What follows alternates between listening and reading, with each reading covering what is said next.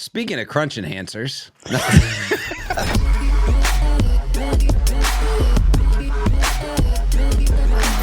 This is AutoCollabs. Did you know that a crunch enhancer is a non-nutritive cereal varnish that they put over the flake to keep the milk from penetrating? Did you know that one time my uncle told me that my great-great-grandfather, who used to work for like P&G or something, actually helped with the candy coating on the M&M? Well, they got it wrong. Protector. Yeah. You know. No, they got it right. Melts in your mouth, not in your hand. Not in your hand. He came up with that marketing slogan. I want to meet that person. Crazy. Yeah. Michael's I take that all the way to every podcast. Like that would be my claim to fame. You know, some like people are like, I met Elvis once, and like that's become their whole talking thing. Yours needs to be that. My great aunt told me once. I get on every podcast and just tell them I met you one time. Wow, that sounded like an honor. Well, listen. Speaking of somebody that does. Speaking of someone that we met one time. Hey, good deal.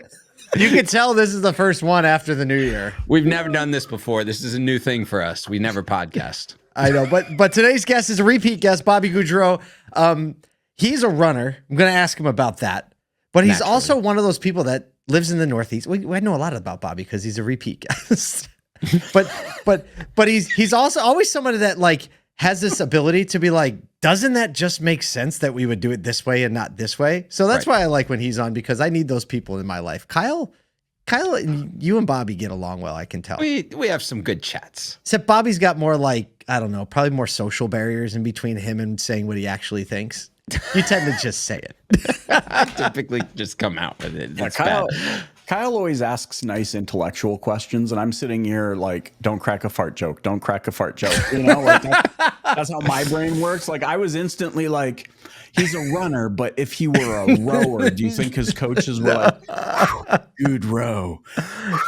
Good row. Hey, we hope that you enjoy fart jokes with Bobby Gaudreau. That's not happening. That's not happening. Let's just get into the interview. Get into it.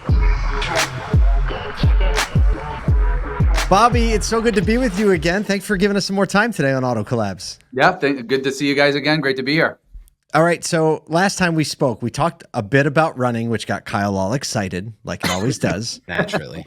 Between that time and this time, though, I heard you've done some serious running. Yeah, I did in August. I did a 50-mile race in British Columbia. So in a car? Wait, on feet? Yeah, you said you were going to do this on the last episode. Yeah, I may have. Yeah, I had been training for it for a while. So it was called the Squamish 50. So I was actually originally signed up for the 50. So I turned 50 this year. So I turned 50 in September. So this is like my entrance into being 50. So it was 50 and 50. Yeah. So I ran 50 miles on a Saturday, and I was supposed to run 50K on Sunday, but about halfway through the 50 miles, I was like, I think I'm just going to finish this. You've been listening to way too much David Goggins. I can tell that already. You got a Spotify premium subscription. You started listening to Goggins, and you're like, I'm going to do a 50 miles and a 50K in the same weekend. It is funny, actually, when I was driving back a few days later, and I was actually listening to a different podcast that David Goggins was on. Coincidentally, you mentioned naturally. I knew it. It found its way to you. That's amazing. Well, all of that energy and all that motivation to run something like that obviously is indicative of someone who is motivated and driven. Let me just ask you to the other side. What have you been working on the professional side of your life? Because we know you've been running 50 and 50. Yeah, no, I mean on the professional side and on the work side, I mean we've since the last time we've talked, things have been kind of progressing, quite quickly, and we've kind of made a lot of strides. So we've kind of officially launched kind of a true CDP where we're very much focused on data quality. We're very much focused on marketing activation. We're running about 6 different journeys. We're starting to execute marketing through different channels now. So we're starting to do stuff on websites with identity resolution. We just launched our first customers with our digital. So we're actually now extending everything out into digital. And then we're going to be starting to do some betas pretty soon with pulling in CRM as well. So we were very, very focused on kind of getting it buttoned up on DMS, and now we're going to start pulling in CRM data pretty soon as well. So a lot of stuff kind of as we lead into NADA that we're excited to kind of keep rolling out and announce as we head into NADA. So what we're really hoping is that no one was playing a drinking game or bingo with that first montage, because you hit on some of the terms that I think our industry has just almost become like it's a part of the vernacular over the last year, but still is like we're a far cry from really understanding, I think personally, as an industry, what all of those things actually mean to business outcomes, performance, like what it actually has done and is going to do for business. I think the first time you and I actually talked about you all like leveraging Salesforce and thinking about a CDP in a different way was a little over a year ago at Brian Pash's MRC. Yep. And then was still fairly early talks on like what is CDP. Clairvoy had been talking about identity resolution for a few years. Some others had been, but what's been the journey you think of like automotive kind of discovering and fighting through the early stages of what a CDP is, can do, and should be over this last year, setting the stage for like people thinking about how to approach it around NADA? Yeah, no, I mean, I think that's a good question. That's a good loaded question. He loaded 13 rounds in that one. He was like, hold on, I'm not done yet. Hold on, 1, 2, 3. All right, hot weapon, you take it. Yeah, let me go on a quick run and kind of get my thoughts organized. Yeah. Well, quick run for you is open for debate, right? We'll see you tomorrow. No, yeah, right. No, I mean, as a level set, right? And I mean, we've all been in this space for a while, and this is like I'm being a little bit trite and I'm being a little bit tongue in cheek, but I'm also being, I think, factual that it feels like retail automotive is always a couple years behind everything else, right? For Whether sure. Websites or CRM or, digital retail with, omni-channel. And so CDPs, while CDPs is a relatively, newish term for us, I mean, in B2B, B2C technology software sales, it's the fastest growing segment outside of automotive. I mean, I think this year it's finishing as like a $5 to $8 billion industry. And by 2028, it's going to be close to a $30 billion industry worldwide. Right. Mm-hmm. Yep. And, when we started, so to kind of, part of your question there, Kyle, was like, how did we start on this journey? We kind of fell into it by accident. Right. So, we had some standalone products, whether those were some email retention tools. We had a pretty strong standalone equity mining tool. Our investors were like, we don't want to be in that business. We don't want to be in that standalone business anymore. So figure something out. And so we kind of looked, over the fence. We brought in some outside consultants to help us take a look at things. And their recommendation was, you guys, and I've mentioned this before, but it's always worth repeating, is you guys, meaning kind of Dominion and Activator, Dealer Solutions, you guys have done a really good job over the last 20 years of figuring out how to extract data out of a DMS and organize that and create audiences. But it's kind of stuck behind some old technology when it comes to executing that from a marketing standpoint. A for effort, right? Like you did what you were supposed to do at the time, but it's just not keeping up. And then you guys should also introduce this thing called the CDP. And we're like, we like 4 or 5 years ago, what's a CDP? And, and I'll give a lot of credit to Brian Pash. I mean, Brian tells the story about, he was meeting, I think it was John Clavadacher, who had left cars.com and then, went outside of automotive and was introduced to CDPs in, I think, the consumer packaged goods world. Yeah, that is what it was. Yep. Yeah. This would be so helpful in this industry. And so, I think some of the initial things that first came out with some of the research papers, it all looked good. But, internally we kind of said, well, man, this picture that these guys are painting is Shangri-La, right? Like there's so many things here. Of course it all makes sense. But that word wasn't on the bingo card, by the way. So that'll be the new. If it was, you win. If somebody you got bet, a bingo. He bet somebody before he come on the show. He's like, watch me use this word. Right.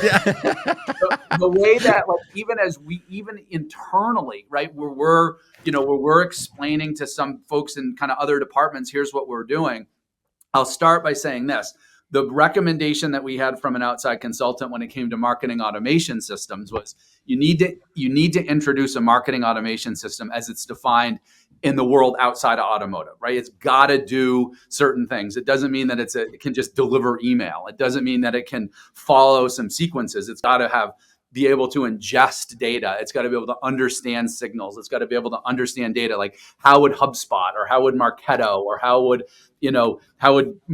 Marketing Cloud or Salesforce's Pardot define it? It's the same thing with a CDP, right? Like a CDP means something, right? And it's a piece of technology that's made for marketers, that's designed to help a company ingest all of the data, right? Like not just some of the data, not just like this cool data over here, all of the data, right? So that means, what we've done at Activator is to just kind of organize this, is we're thinking about things in 3 bands. So the first band is the one that's closest to the dealer. So this is like all the operational stuff. It's website, it's CRM, and it's a DMS. Got it. Then there's the second band, and we were kind of putting those into segments, right? This is all of the cool first-party data stuff, right? These are the things that are iframed into a dealer's website, or they're extensions of the dealer's ecosystem, right? So it's chat, it's telephony, it's digital retail, it's video, it's all the payment tools, it's all the stuff and then when you look at those, we've got 6 segments. Double click into that. Each segment probably has 4 or 5 companies that dominate probably 80 to 100% of the marketplace that we want to ultimately be able to partner with. And then that third band, that's the stuff that's kind of outside of the ecosystem. So that would be the marketplace sites, cars, gurus, etc., the OEM websites, and then other garage data from Amazon or other really important first party data that you could ingest into the system. So that's how we think about the world. But now in that Shangri-La, right? That second thing, that's where the juice is, right? That's the point of a CDP, is to be able to collect all the information, and all that first party data in that second band is what's going to really help to unify and just build a stronger profile. But the assumption is that there's all these APIs that exist, and it's just that it's not. It's not there. Yeah. So here's I'll give you another hard one if you're okay with it. I'm good. How do we actually ensure that the CDP doesn't become like the digital retailing of 2018? Here's what I mean by that. Is one buzzword, right? How do we ensure over I have that. It's on my website. I have that. I do the CDP thing. It works. I don't know if it works 50% of marketing, that whole thing, right? Yeah. But 2, and I think actually closer to what you're saying here is, back when we installed digital retailing, it was in looking historically now, you go, oh, it's a payment calculator, it's a trade tool, it's a finance application, and it's a scheduled test drive tool. All of which I had on my website previously, but now I have together. Yep. How do we not make a CDP just be like, oh, it's an audience builder in Facebook Marketplace, it's MailChimp for dealers, and it's a text solution that we had with Text to Drive for my service scheduler, right? Yeah. Like, how do we not just come up with like, oh, wait, we were kind of doing this before. It's kind of in one platform, but we didn't really get much difference out of it. How do we escape that as an industry? No, I mean, I think that's the $64,000. That's a $64,000 question, and I think I think we start with it is just educating what are these things what are the outcomes that you're trying to achieve from this, right? And so if we go back to why is the CDP space outside of automotive growing so fast, right? It's because you've got these other business. I just use New Balance as the example. I used to live in Boston. There's a lot of shoe companies there. And so New Balance had a CRM, right? They had a marketing automation system. They probably had they have a massive team of people, posting content and running all of their digital channels, right? What they didn't have was the CDP. The CDP it doesn't replace any of those things. It complements it, right? And so from our standpoint, what we're seeing out there is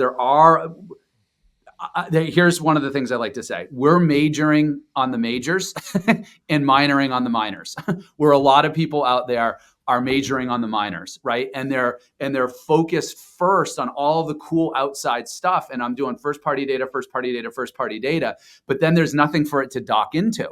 I was at a conference this fall, and there was a dealership and a company. They were 10 months into it. They're 12 months of their first year of launching this CDP. And 10 months into it, they really hadn't even launched any campaigns yet because they hadn't figured out how to clean up the customer data. Oh, and absolutely. Yeah. I think a lot of people are skipping over that. And, we're hearing about data lakes and data this and data that. Like, we're starting to say, avoid the data swamp, right? Like, this is just going to turn into a mess. That's great. That's a great term. That's great.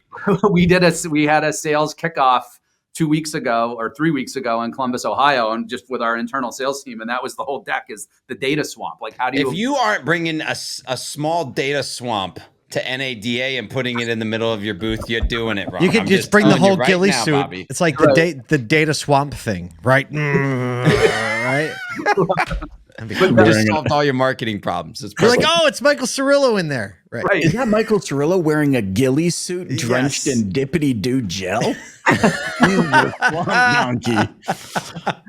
I'm thinking about like 38 years from now, Bobby. Yeah. When we're all sitting in flying cars, right? Because like the Jetsons is a thing, and we're watching a documentary about the conversations we were having before the world became the Matrix, and they will feature snippets of you talking on an AutoCollabs podcast. I'm like, what? Identity resolution, like all of the things. Like it's kind of funny to me. I'm interested in all of your take actually on this. I know a lot of other industries, we tend to look at other industries at how advanced they are. Yep. But then we have conversations like this, and I'm like, I don't know. I think there's so much advancement and innovation happening right inside the auto industry that I think you're right. We've somehow like accepted that happens more in other spaces. And I'm listening to this, and I'm like, okay, so you figured out how to piece the bits and the bobs and the doodads and the gadgets and gizmos and gizzards, and now all of a sudden we have this advanced thing that is going to change the way we transact forevermore in this industry. Yeah, no, I mean, I think this is, I think, my 20th something year in this space. And I mean, the advancements, it's, and it's not linear, right? Like what's happened over the last 4 or 5 years is greater than probably what happened the 10 or 15 years prior to that. Right. And, I'm going to take the red pill now, by the way, but the I wanted to go to your Matrix joke, but the whole point on the CDP is if anyone's installing a CDP, it's really, there's two outcomes that you're keeping score on. It's how are you managing the data and how are you executing on marketing. And so when you look at the stack that is in place, right? That's now the new buzzword. What's your stack? What's your marketing stack? But it makes everyone understands what that means. And are all of the pieces there in a position to be able to actually do something with it? And I think, to go back to their question, how do we avoid, kind of digital retail? This sounds great, but then everyone fell on their face. And part of that is it just, in many cases, it just the dealership's processes weren't set up right, or it wasn't strong enough of a change management in terms of some of the stuff that did it good enough, right? I really believe, and not just because I'm working for a company that's now doing CDP, that if this is deployed correctly, and you've got the right things in place, this can be an absolute game changer. Because, to your point, Michael, taking advantage of all these other really good innovations, like all of those cool things that are in that second band that I keep talking about, that's why CDPs exist, right? Because those are just, without the CDP, those are just silos of information and silos of data, and silos that doesn't have to be a bad thing. Like that is what it is. It's a silo of information. The CDP can actually ingest it. But if it doesn't dock back to information in the DMS, which is ultimately where someone is going to be, keeping track of all their financial records, all the RDRs and all the ROs. And if it can't execute on marketing, you're going to have another, you're just going to have another expensive thing, another bunch of things, right? Yep. Do you think this leads to a future where all of us make money but don't know how we're making it anymore? Because like CDP did the marketing, and the marketing made I the mean, that transaction, doesn't and sound we're all like the sitting at worst home being future like, I can imagine. I'm rich. I'm in. Let's go. Count. Is that what the Jetsons is like? That's fine with me. No, I hope it's actually I hope that it's the opposite. And again, it's what we're starting to see now with and part of it is because we've got access to all of this cool technology and we've spent so much time building the infrastructure, and now we can just go so much faster, is our ability to we've got what we're creating as a customer profile, and we've got this customer profile report, and it really is either kind of shining a black light on the things that are working and aren't working, how we can defend all the stuff that we're cleaning up, and we can defend all of the incremental lift that we're bringing in, whether that was incremental from an engagement standpoint or that was incremental because that person ultimately, came into the dealership to do some kind of a transaction. So I think as you kind of go down the funnel, this has an opportunity to really put a lens on things that we hadn't seen, that we haven't been able to see before, because it's been a swamp of data. Unreal. Okay, let me ask you this as we wind down. You're going to be at NADA. Tell us a little bit about that. Yeah, so we're going to be at NADA. We're going to be making a couple of announcements on some of the new products that we're rolling out, and we're going to be sharing a couple of incentives that are going to be coming out a little bit closer to the show. And I think for many of us, this is we're in double digits on times that we've gone to NADA, so we're very much looking forward to that. You heard it here first, folks. Bobby can be trusted. Not a single leak of what's coming at not a single leak. This guy. We're going to be. That's fine. It's fine. Bobby, how can those listening and watching get in touch with you and connect before the show? So my email address is, you can either use Robert or Bobby. So Robert.Gaudreau, Gaudreau, if you guys see it on the screen, at Activator.ai.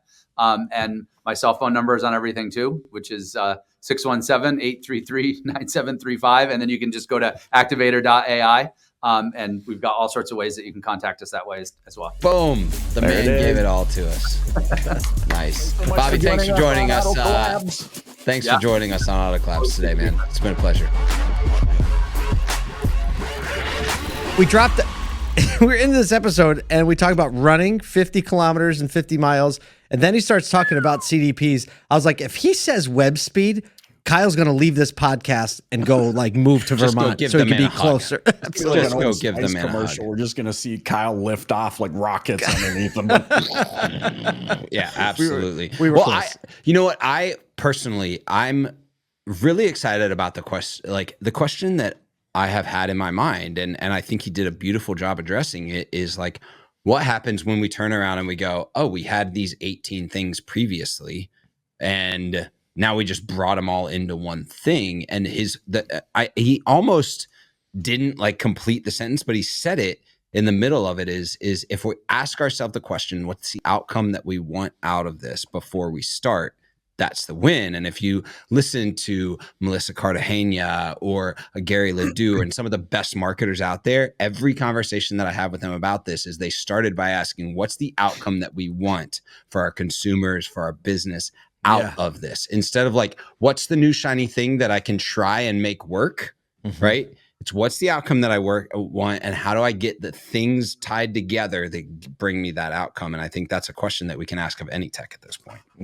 We just got to be I hope people are paying attention, because you remember when the whole buzz was, look how fast everything's moving. And it was why? Because you can Google stuff. And just in the time period from that, I think about, if this podcast were 160 years ago, it would be about how you don't have to boil turnips anymore. You can fry them in a skillet. That was the most advanced. Yeah.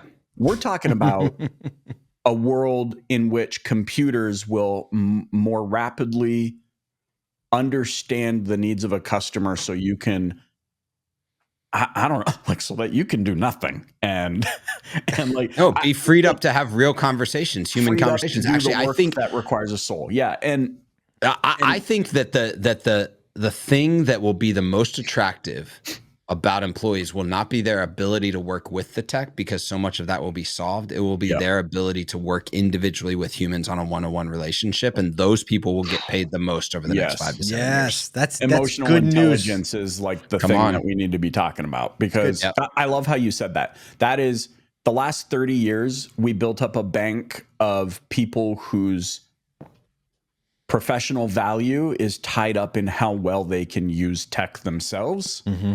And we are now, guys, like, we're leaving that now. That is like going away. And I love how you said that. That's the work that requires a soul. Well, we hope you enjoyed this episode with Bobby Gaudreau. Thanks so much for joining us here on Auto Collabs. We'll see you guys at NADA.